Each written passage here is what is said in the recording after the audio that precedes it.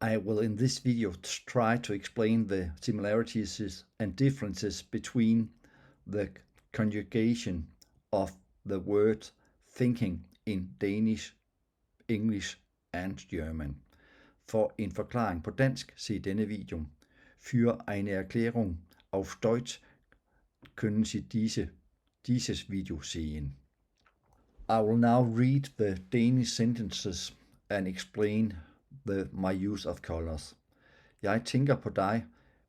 I have marked jeg, which means I, in this case, with blue because it is the subject of the sentence. And I have marked tænker, which is am thinking in the English sentence, with red because I mark all my verbs with red. The reason why the rest of the sentence is marked with blue, with green, is due to the fact that the combination denken and an, in German the case accusative, or the direct object, provokes, is marked with green in my videos. So the reason why this part of the sentence and this part of the sentence are marked with green is due to that fact. So if we look at tænker, which is the word thinking we are going to concentrate on, you can see that it doesn't change form in any of the sentences.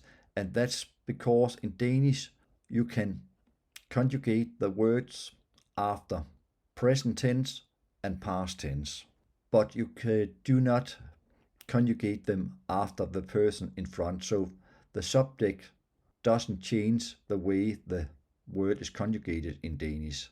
But as you can see here in English, and as every English speaker would know, you have am, so you have another verb in front of the thinking when you are talking of the present continuous, meaning talking about something that is happening at the moment.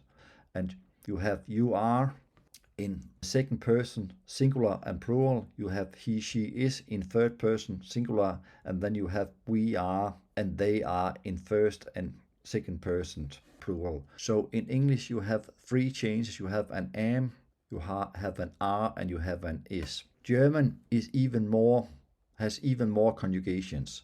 You have ich denke an dich, du denkst an mich, sie denkt an dich, wir denken an dich, ihr denkt an mich. So in German you have the conjugation inside in this case in present tense, but the verbs are also conjugated in relation to the subject.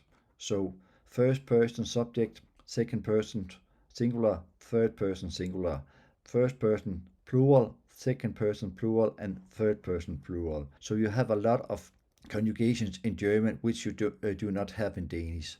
So the similarity between Danish and German is the placement of the first verb are identical. The verbs are conjugated in time, but the German words are also conjugated in person. So I hope this makes sense.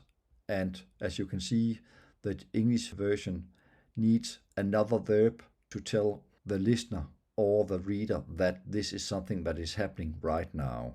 In German and Danish, this can mean something that happens right now, but it can also mean something that happens in general. So you only need this version for both cases. If this video has helped you in any way, please consider subscribing to my channel.